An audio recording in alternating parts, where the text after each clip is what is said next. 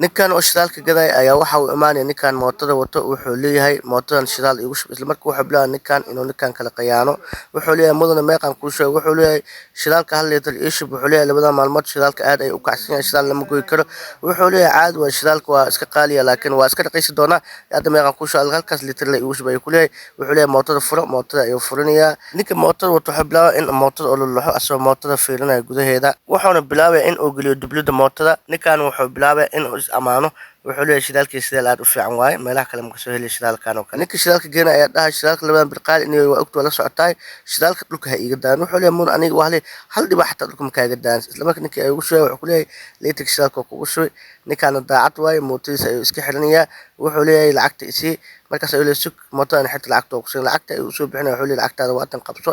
ninkaana meesha ayuu kasoo tagaya mootadiisa ayuu soo kaxaysanayaa ninkan wuxuu leeyahay runtii fikradan waa fikrad fiican wiilkii ayuu baashi ka fujinaya wuxuu leeyahay sidaan lagu shaqaysnaa lacag badan iyo shidaal yar ayaan iibinaya